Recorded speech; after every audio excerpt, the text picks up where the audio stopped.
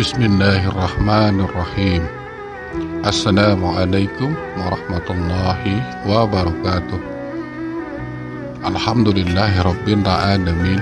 Wassalatu wassalamu ala asrafil anbiya'i wal mursalin Sayyidina wa maulana Muhammad wa ala alihi wa sahbihi ajma'in. Amma ba'du.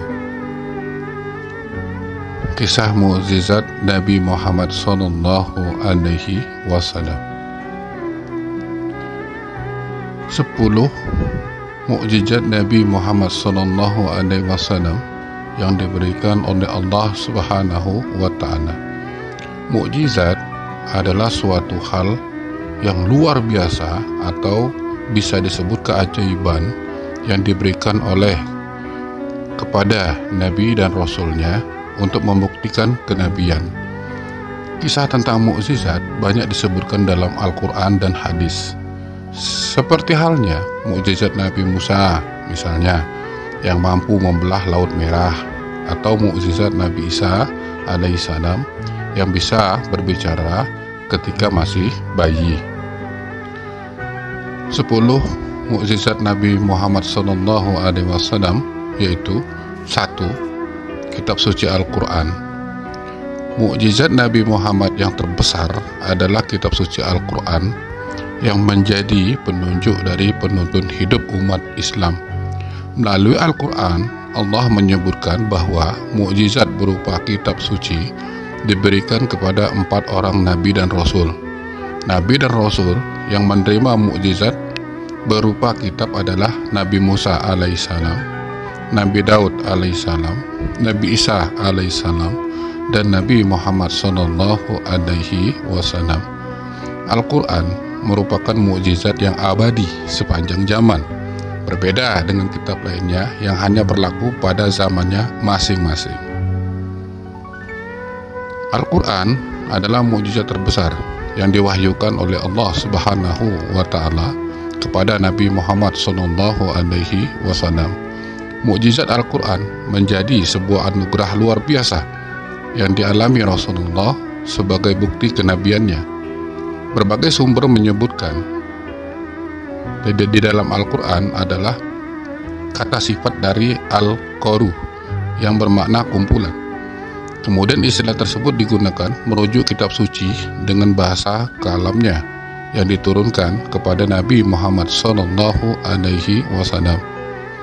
Al-Quran terdiri atas sekumpulan surah dan ayat serta memuat berbagai kisah, perintah dan larangan, serta menyempurnakan kitab-kitab suci yang terdahulu, yang menjadikannya sebagai petunjuk atau pedoman hidup dunia dan akhirat bagi seluruh umat manusia. Tak hanya itu, fakta pengetahuan dan sains yang tertuang di dalam beberapa ayat di dalamnya membuktikan bahwa Al-Quran adalah kitab yang diciptakan oleh pencipta alam semesta. Yang kedua, mukjizat yang kedua yaitu membelah bulan. Kisah mukjizat Nabi Muhammad sallallahu alaihi wasallam membelah bulan terjadi ketika orang-orang kafir menantang Nabi Muhammad sallallahu alaihi wasallam untuk membuktikan kenabiannya dengan cara membelah bulan. Menanggapi tantangan tersebut, Nabi Muhammad sallallahu alaihi wasallam kemudian menunjuk ke arah bulan. Lalu atas kehendak Allah, bulan terbelah menjadi 2 seperti disebutkan dalam hadis dari Anas ibnu Malik bahwa penduduk Mekah meminta kepada Rasulullah agar beliau menunjukkan tanda mukjizatnya. Maka beliau memperlihatkan kepada mereka bulan terbelah menjadi 2 bagian hingga dapat terlihat Gua Hira dari celah diantaranya. Hadis riwayat Al-Bukhari nomor hadis 3579. Yang ketiga, mukjizat yang ketiga, air mengalir dari jari tangan. Dalam kitab Sahih Muslim diceritakan bahwa Rasulullah sallallahu alaihi wasallam bisa mengeluarkan air dari sela-sela jarinya yang kemudian digunakan oleh umat Islam yang kesulitan mendapatkan air untuk berwudu. Air yang keluar dari sela-sela jarinya cukup digunakan berwudu oleh sekitar 60-80 orang pada waktu itu. Mukjizat yang keempat yaitu sedikit makanan cukup untuk banyak orang. Dikisahkan oleh Abu Talha dan istrinya mendengar bahwa Rasulullah SAW lemas. Lantas kemudian mereka mengundang Rasulullah SAW untuk makan. Rasulullah SAW datang membawa sekitar 70-80 orang pada jamuan tersebut. Namun jumlah makanan yang disiapkan tidak cukup. Sebelum acara dimulai, Rasulullah mendoakan makanan tersebut dan tamu yang diminta untuk makan bergantian. Semua orang termasuk Abu Talha dan istrinya bisa makan dengan kenyang. Yang kelima, mukjizat yang kelima yaitu segelas susu yang mengenyangkan banyak orang. Mirip seperti kisah jamuan dari keluarga Talha, ini adalah mukjizat segelas susu yang sanggup mengenyangkan banyak orang. Rasulullah memiliki seorang sahabat yang sangat miskin dan sering kelaparan. Ia adalah Abu Hurairah. Suatu hari, Abu Hurairah sedang duduk di pinggir jalan. Kemudian Rasulullah SAW melintas dan meminta dia untuk mengikutinya. Rasulullah SAW menemukan segelas susu dan lalu bertanya kepada sang istri. Dari segelas susu tersebut didapat. Abu Hurairah lantas diminta untuk memanggil sekumpulan sahabat yang tinggal di masjid. Rasulullah dengan segelas susu mampu mengenyangkan para sahabat, termasuk Abu Hurairah dan Rasulullah. Mukjizat yang keenam yaitu doa meminta diturunkan hujan. Ketika Rasulullah SAW sedang menyampaikan khutbah Jumat, ada orang yang meminta agar turun hujan. Karena kekeringan yang melanda, Rasulullah kemudian berdoa dan hujan pun turun terus-menerus hingga ke hari Jumat di minggu berikutnya. Mukjizat yang ketujuh, mengobati sakit mata. Sebelum menaklukkan benteng Khaybar, Ali bin Abi Thalib yang waktu itu bertugas sebagai pemegang bendera sedang sakit mata. Mengetahui hal tersebut, Rasulullah SAW memanggil Ali dan meludahi matanya yang sakit. Setelah itu, mata Ali pun sembuh dan tidak tampak seperti pernah sakit mata. Mukjizat yang kedelapan yaitu meramalkan istri. Rasulullah meramalkan bahwa istrinya yang paling rajin bersedekah akan meninggal tidak lama setelah ia meninggal. Ramalan tersebut terbukti dengan meninggalnya Zainab yang dikenal rajin bersedekah tak lama setelah Rasulullah SAW meninggal. Mukjizat yang kesembilan yaitu petir pelindung tubuh.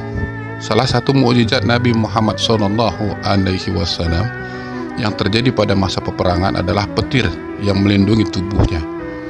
Petir tersebut melindungi tubuh Rasulullah SAW ketika ia akan dibunuh oleh Saiban bin Utsman pada perang Hunain. Yang ke-10 mukjizat dari Nabi Muhammad SAW yaitu perintah Isra dan Mi'raj.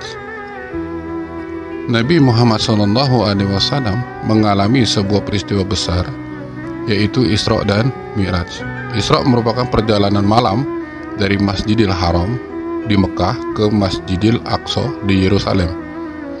Sementara Mi'raj artinya kenaikan Nabi Muhammad SAW ke langit tertinggi yaitu Sidratul Muntaha, melewati berbagai tingkatan untuk menerima wahyu dari Allah Subhanahu wa Ta'ala, salah satunya perintah sholat 5 waktu.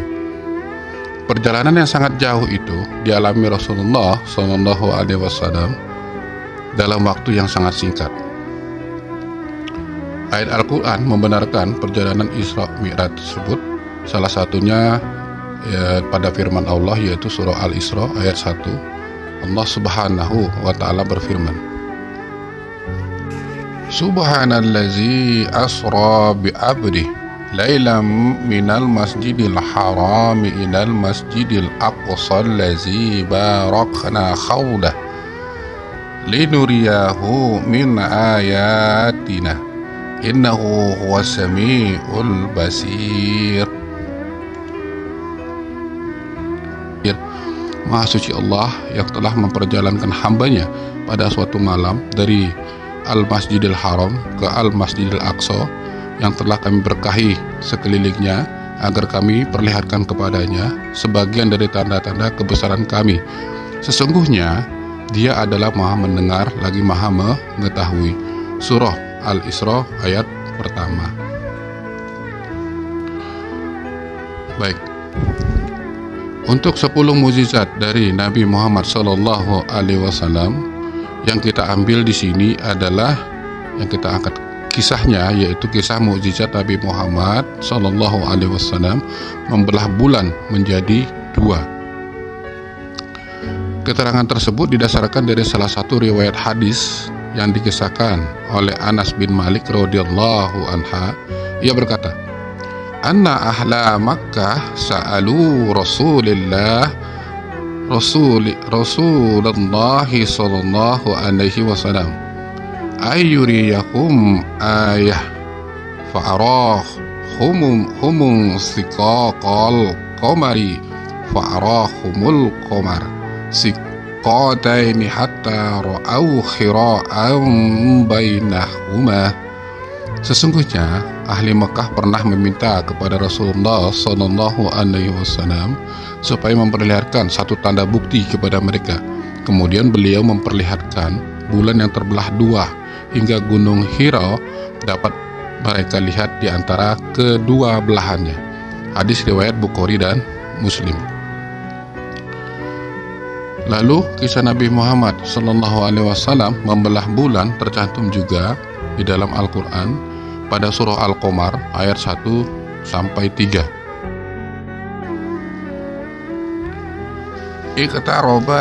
Iqtarabati sa'atu wa saqqal qamar.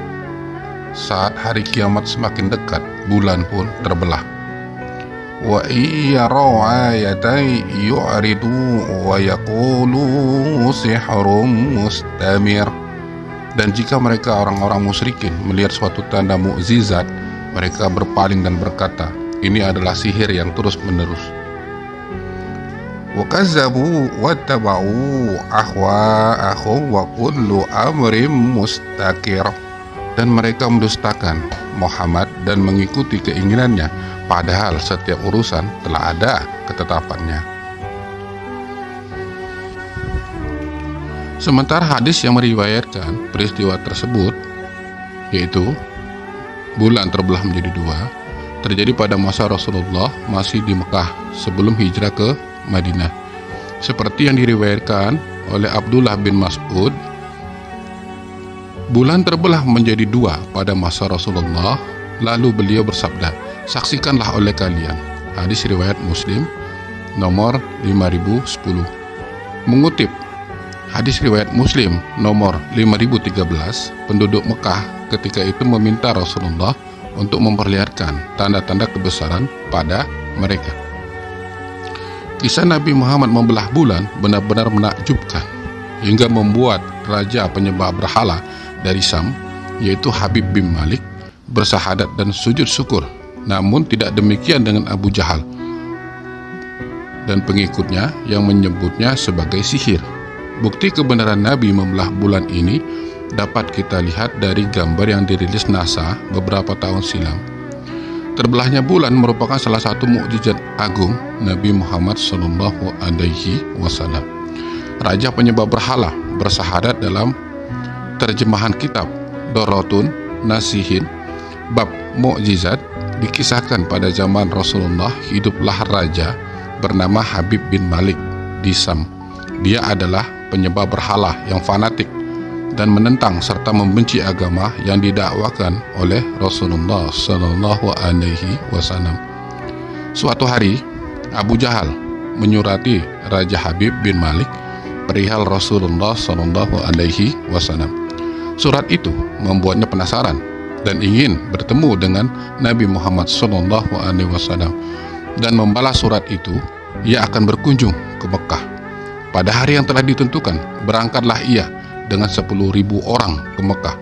Sampai di desa Abtah dekat Mekah, ia mengirim utusan untuk memberitahu Abu Jahal bahwa dia telah tiba di perbatasan Mekah Maka Raja Habib oleh Abu Jahal pun disambut oleh pembesar Quraisy lainnya. Seperti apa sih Muhammad itu? Tanya Raja Habib setelah bertemu dengan Abu Jahal. Sebaiknya Tuhan tanyakan kepada Bani Hashim, jawab Abu Jahal. Lalu Raja Habib menanyakan kepada Bani Hashim. Dijawab oleh Bani Hashim, di masa kecilnya Muhammad adalah anak yang bisa dipercaya. Ia jujur dan baik budi. Tetapi sejak berusia 40 tahun, ia mulai menyebarkan agama baru, menghina dan menyepelekan Tuhan-Tuhan kami, yang menyebarkan agama yang bertentangan dengan agama warisan nenek moyang kami, kata salah seorang dari keluarga Bani Hashim. Raja Habib makin penasaran, dan ia memerintahkan untuk menjemput Rasulullah dan memaksa bila ia tidak mau datang. Dengan menggunakan jubah merah dan sorban hitam, Rasulullah SAW datang bersama Abu Bakar As-Siddiq dan istri tercinta Sayyidah Khadijah radhiyallahu anha. Sepanjang jalan, Khadijah menangis karena khawatir akan keselamatan suaminya. Demikian pula Abu Bakar. Kalian jangan takut, kita serahkan semua urusan kepada Allah, kata Rasulullah SAW. Setibanya di desa Abtah, Nabi Muhammad disambut dengan ramah dan dipersilahkan duduk di kursi yang terbuat dari emas. Ketika Rasulullah SAW duduk di kursi itu, memancarlah cahaya kemilau dari wajahnya yang berwibawa, sehingga yang menyaksikannya tertegun dan kagum. Maka berkata Raja Habib, "Wahai Muhammad, setiap nabi memiliki mukjizat. Mukjizat apa yang kau miliki?" Dengan tenang, Rasulullah SAW balik bertanya, "Mukjizat apa yang Tuhan kehendaki?" "Aku menghendaki matahari yang tengah bersinar engkau tenggelamkan. Kemudian munculkanlah bulan. Lalu turunkanlah bulan ke tanganmu. Belah menjadi 2 bagian dan masukkan masing-masing ke lengan bajumu, sebelah kiri dan sebelah kanan. Kemudian keluarkan kembali dan satukan lagi. Lalu suruhlah bulan mengakui engkau adalah Rasul. Setelah itu kembalikan bulan itu ke tempatnya. Jika engkau dapat melakukannya, aku akan beriman kepadamu dan mengakui kenabianmu," kata Raja Habib. Mendengar itu, Abu Jahal sangat gembira. Pasti Rasulullah SAW tidak dapat melakukannya. Dengan tegas dan yakin, Rasulullah menjawab, "Aku penuhi permintaan Tuhan." Kemudian Rasulullah SAW berjalan ke arah gunung Abi Qubaisi dan sholat 2 rakaat. Usai sholat, beliau berdoa dengan menengadahkan tangan setinggi-tingginya agar permintaan Raja Habib terpenuhi. 12.000 malaikat turun seketika itu juga. Tanpa diketahui oleh siapapun, turunlah 12.000 malaikat. Maka berkatalah malaikat Jibril, "Wahai Rasulullah, Allah menyampaikan salam kepadamu. Allah berfirman, wahai kekasihku, janganlah engkau takut dan ragu. Sesungguhnya aku senantiasa bersamamu. Aku telah menetapkan keputusanku sejak zaman azali tentang permintaan Habib bin Malik. Pergilah engkau kepadanya untuk membuktikan kerasulanmu. Sesungguhnya Allah yang menjalankan matahari dan bulan serta mengganti siang dan malam." Untuk diketahui, Habib bin Malik mempunyai seorang putri cacat, tidak memiliki kaki dan tidak memiliki tangan. Kemudian matanya buta. Allah menyembuhkan anak itu sehingga bisa berjalan, meraba dan melihat. Lalu bergegaslah Rasulullah SAW turun menjumpai orang kafir Quraisy, sementara bias cahaya kenabian yang memantul dari wajahnya semakin bersinar. Ketika itu matahari telah beranjak senja, matahari hampir tenggelam sehingga suasana remang-remang. Tidak lama kemudian Rasulullah SAW berdoa agar bulan segera terbit. Maka terbitlah bulan dengan sinar yang benderang. Lalu dengan 2 jari Rasulullah mengisyaratkan bulan itu turun kepadanya. Tiba-tiba suasana jadi amat menegangkan ketika terdengar suara gemuruh yang dahsyat. segumpal awan mengiringi turunnya bulan ke tangan Rasulullah Sallallahu Alaihi Wasallam. Segera setelah itu beliau membelahnya menjadi dua bagian. Lalu beliau memasukkan ke lengan baju kanan dan kiri. Tidak lama kemudian beliau mengeluarkan potongan bulan itu dan menyatukannya kembali. Dengan sangat takjub, orang-orang menyaksikan Rasulullah Sallallahu Alaihi Wasallam menggenggam bulan yang bersinar dengan indah dan cemerlang. Bersamaan dengan itu, bulan mengeluarkan suara, "Asyhadu an la ilaha illallah wa asyhadu anna Muhammadan abduhu wa rasuluh." Menyaksikan keajaiban itu, pikiran dan perasaan semua orang yang hadir terguncang. Saat ini bukan mimpi, melainkan sebuah kejadian yang nyata, sebuah mukjizat yang luar biasa hebat yang disaksikan sendiri oleh Raja Habib bin Malik. Ia menyadari itu tidak mungkin terjadi pada manusia biasa, meski ia lihat dalam ilmu sihir sekalipun. Namun hati Raja Habib masih beku. Maka ia pun berkata, "Aku masih mempunyai syarat untuk mengujimu." Belum lagi Raja Habib sempat melanjutkan ucapannya, Rasulullah memotong pembicaraannya. "Engkau mempunyai putri yang tidak sempurna, bukan? Sekarang Allah telah menyembuhkannya dan menjadikannya seorang putri yang sempurna." Raja Habib pun terkejut karena tidak ada siapapun yang tahu penyakitnya. Di mana penyakitnya itu, yaitu lumpuh dan matanya buta, kecuali orang-orang istana yang tahu, dan mereka yang dekat dengannya saja yang tahu keadaan putrinya. Mendengar itu, betapa gembiranya hati Raja Habib. Spontan ia pun berdiri dan berseru, "Hai penduduk Mekah, kalian yang telah beriman, jangan kembali kafir, karena tidak ada lagi yang perlu diragukan. Ketahuilah, sesungguhnya aku bersaksi tiada Tuhan selain Allah dan tidak ada sekutu baginya, dan aku bersaksi sesungguhnya Muhammad adalah utusan dari hambanya. Abu Jahal jengkel melihat semua itu. Abu Jahal jengkel dan marah. Dengan emosi dia berkata kepada Raja Habib, "Wahai Raja Habib, engkau beriman kepada tukang sihir ini hanya karena menyaksikan kehebatan sihirnya." Namun Raja Habib tidak menghiraukannya dan ia berkemas untuk pulang. Sesampainya di pintu gerbang istana, putrinya yang sudah sempurna menyambutnya sambil mengucapkan dua kalimat syahadat. Tentu saja Raja Habib terkejut. "Wahai putriku, dari mana kamu mengetahui ucapan itu? Siapa yang mengajarimu?" "Aku bermimpi didatangi seorang lelaki tampan rupawan yang memberitahu ayah telah memeluk Islam. Dia juga berkata, jika aku menjadi muslimah, anggota tubuhku akan lengkap. Tentu saja aku mau. Kemudian aku mengucapkan dua kalimat syahadat," jawab sang putri. Maka seketika itu juga Raja Habib bersujudlah dengan tanda syukur kepada Allah Subhanahu wa Ta'ala. Baiklah, bukti adanya bulan itu telah terbelah dua akan kita bahas selanjutnya.